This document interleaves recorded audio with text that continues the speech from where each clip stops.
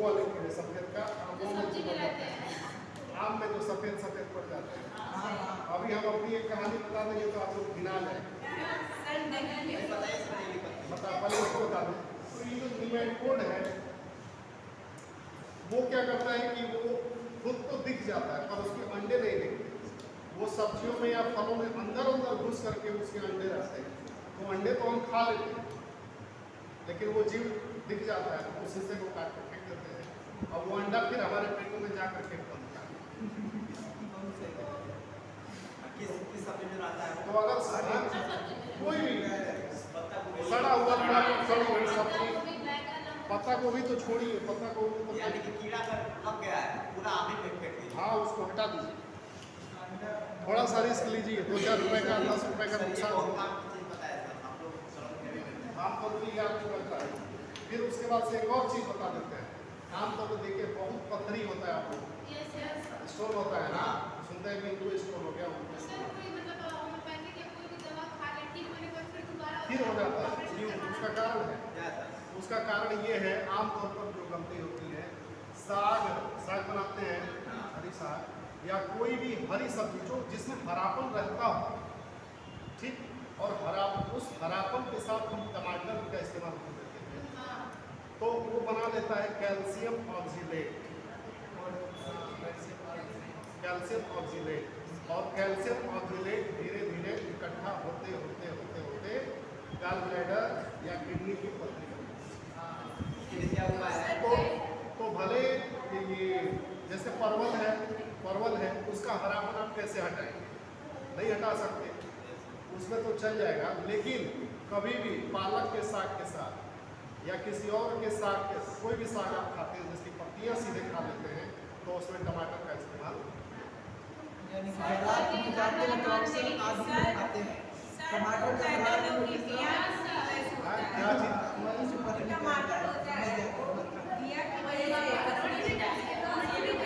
टमाटर का जो बीज होता है वो कठोर होता है, तो जिसको एक बार स्टोन हो गया तो डॉक्टर यही समझता है कि इसका मतलब कि ये कठोर चीज़ें इनकी किडनी छान नहीं पाती, तो कठोर चीज़ें खाने के लिए मना करता है, ठीक।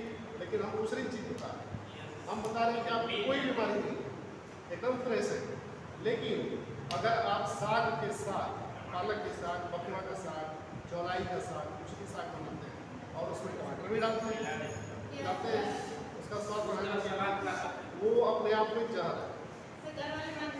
उसको बता दीजिएगा, सब बताएं कि उसमें कैल्शियम ऑक्सीलेट होता है। 1 महीना खिला करके को ट्राई करा दीजिएगा, 1 महीना खिला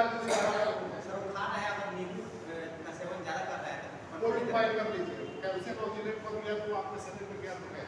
नहीं, मना नहीं है और नींबू का प्रयोग किया जाता है। हाँ, नींबू का प्रयोग करना चाहिए, नींबू के प्रयोग का अलग तरीका है वो काम करने का, लेकिन हम तो बता रही हैं क्या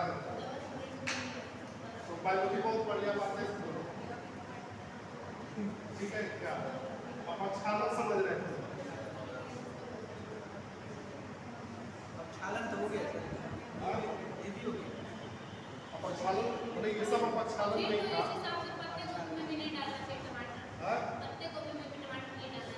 पत्ता गोभी में भी नहीं डालना चाहिए, लेकिन एक और मैं आपको बता दूँ, आपकी उम्र जो भी हो, एक दवा आती है उसका नाम है एल्बेंडाजोल, ठीक है,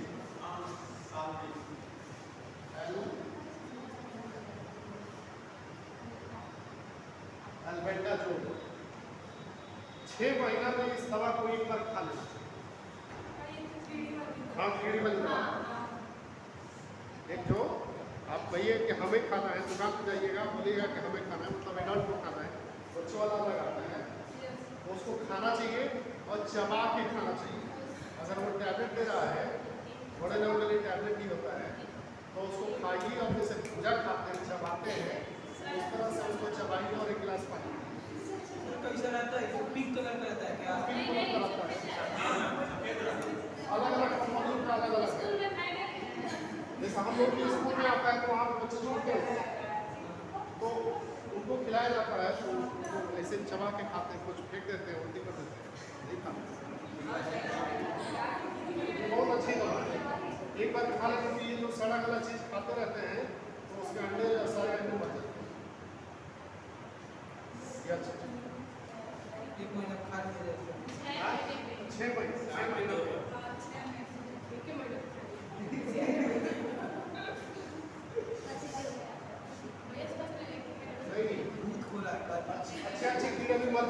शरीर में अच्छे भी कीड़े होते हैं, अच्छे कीड़े होना चाहिए, वो भी मर जाते हैं, कीड़े होना चाहिए।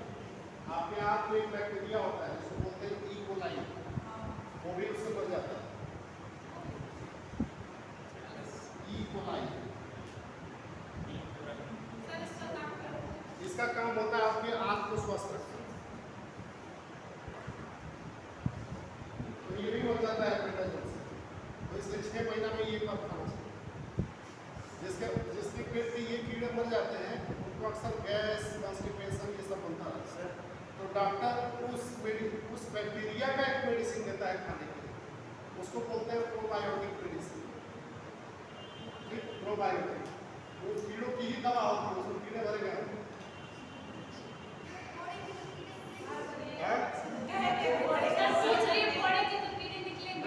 पाउडर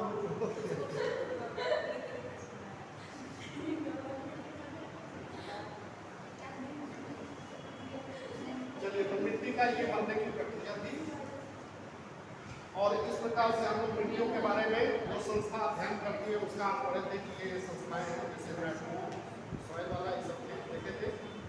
तो ICAR के हिसाब से, इंडियन काउंसिल एग्रीकल्चर रिसर्च के हिसाब से, भारत ने उसने बताया कि 8 प्रकार की मिट्टियाँ हैं, 8 प्रकार की, लेकिन और भी संस्थाएं उसने 6 प्रकार, किसी ने इंडिविजुअली रिसर्च किया, जैसे केयर नाम की उन्होंने कृषि वैज्ञानिक उन्होंने रिसर्च किया, तो 4 प्रकार का अलग अलग प्रकार का बताया। अमेरिका में 12 प्रकार की मिट्टियाँ होती है, लेकिन अगर सबका औसत निकाला जाए और भारत में देखा जाए तो भारत में 10 प्रकार है।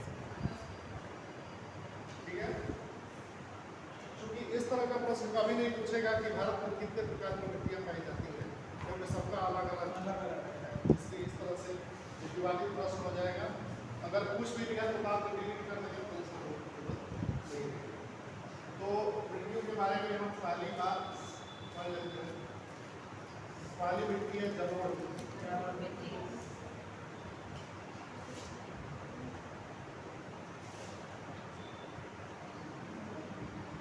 अब तो आप बहुत सारा भूगोल पढ़ लिए हैं,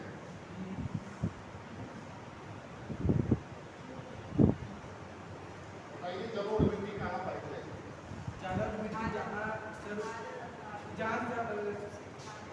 जहाँ नदी जहाँ रहेगी ना वहाँ जलोढ़ मिट्टी ज़्यादा पाएगी। नदियों से हम बताए थे कि नदियाँ जब चलती हैं तो अपने साथ बहुत मात्रा में अवसाद समझ रहे हैं, मिट्टी जैसे कटान करती है, और उसमें और भी लोग पशु डाल देते हैं। जहाँ धार्मिक स्थल होते हैं वहाँ पे फूल माला होता है, बहुत सारी कच्ची चीज़ें होती हैं, सब नदी में जा करके सड़ती रहती है, सड़ करके वो मिट्टी बन जाती है, और उन मिट्टियों को ले करके उसको अवसाद बोलते हैं, वो ले करके नदी चलती रहती है, और जब बाढ़ आती है तो वो मिट्टी उठा करके होटल में, ठीक, मान लीजिए ये 2 नदी है, एक नदी ये चल रही है, एक नदी ये चल रही है, दोनों अपने साथ बहुत मात्रा में अवसाद लेकर जा रही है, अवसाद लेकर के चल रही है, और बाढ़ के दिनों में ये पूरा इस क्षेत्र में बाढ़ वो मिट्टी भर, इसी तरह की मिट्टियाँ जलोढ़ मिट्टी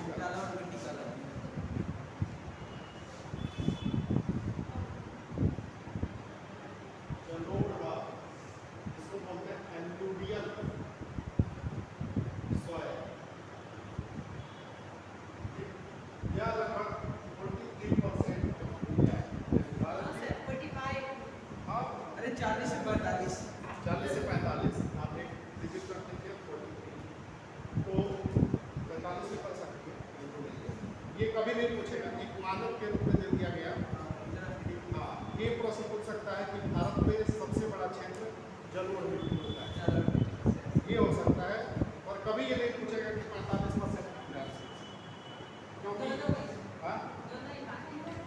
हाँ दोनों मतलब 40 से 45% कहा जाता है, ठीक है, लेकिन तो ये मानना नहीं, आप एक अंदाजा लगा लीजिए। तो 43% क्षेत्र पर जलोढ़ मिट्टियाँ पाई जाती हैं। जलोढ़ मिट्टियाँ कैसी होती हैं? इधर की जो मिट्टी है आप अभी देख रहे हैं वही जलोढ़, ठीक है, वही जलोढ़। 2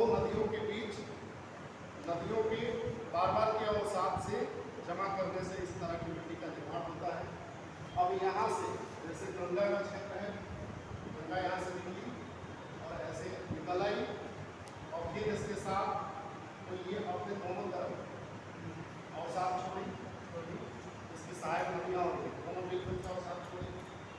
उसके बाद से आप पहले ही पढ़े थे, ये वाला क्षेत्र हिमालय क्षेत्र है और यहाँ वाला क्षेत्र उत्तरी भारत है। तो बीच का क्षेत्र 33 सागर था, गहरा सागर था। धीरे धीरे धीरे धीरे वो सागर खत्म हुआ, आपस में मिल गया, खाली जगह था, नदियाँ इसमें अवसाद भरने लगी, हिमालय का टूट करके अवसाद इसमें आता रहा और ये पूरा बन गया। तो ये कहलाया गंगा का मैदान, उत्तर नर्मदा का मैदान। बीच का क्षेत्र क्या कहा? ये हिमालय और इधर वाला उत्तर भारत। तो ये बीच वाला जो है वो गंगा नदी, उसकी सहायक नदियाँ, इधर की नदियाँ जैसे चंबल, सोन, तो ये सब नदियाँ मिल करके ये जो पिंड बनाई हैं और इसी पिंड में जलोढ़ मिट्टी, जलोढ़ मिट्टी ऐसे जगहों पे, बाकी फुटकर रूप में और भी जगह मिलती है। बाकी फुटकर रूप में वो असम में भी मिलती है। जैसे असम में जहाँ से ब्रह्मपुत्र नदी चलती है, तो ब्रह्मपुत्र नदी जहाँ जहाँ बाढ़ फैलाती है उन जगहों पर जलोढ़ मिट्टी देखने को मिलती है। बाकी कृष्णा कावेरी नदियाँ भी जब डेल्टाई क्षेत्र में जाती हैं थोड़ा बहुत जलोढ़ मिट्टी बनाती है। समुद्र के किनारे समुद्र के किनारे जलोढ़ मिट्टी, ठीक समझ में जलोढ़ मिट्टी, जलोढ़ मिट्टी अब उपजाऊ मिट्टी है, उपजाऊ मिट्टी है, अच्छी मिट्टी होती है, उसमें ह्यूमस की मात्रा मतलब जैविक पदार्थों की मात्रा ठीक ठाक, ठीक, ह्यूमस की मात्रा, जैविक पदार्थों की मात्रा ठीक ठाक लॉजिकल है, क्योंकि अपने साथ बहुत सारे मात्रा में अपने साथ अवसाद लेकर के चलती है, मिट्टी लेकर के चलती है। अब नदी में मरे हुए पशु भी होते हैं, शहरों का कचरा भी उसी में गिर जाता है, धार्मिक स्थलों पर फूल पत्ते सब उसी में गिराते रहते हैं, तो वो सब क्या होता है, वो सब क्या होता है, वो सब सड़ गल करके क्या बनता है, जैविक पदार्थ, ह्यूमस, वो अस्तर बन जाएगा और वो सब नदियों के माध्यम से आता रहता है। जब उपजाऊ होगी, आमतौर पर देखेंगे कि जहाँ पे बाढ़ आ गया और बाढ़ फिर लौट जाता है तो फिर सब पैदावार उस खेत में अच्छी होती है, बहुत सारे मात्रा में अपने साथ वो ह्यूमस जैविक पदार्थ मिट्टी लाती है, ठीक है।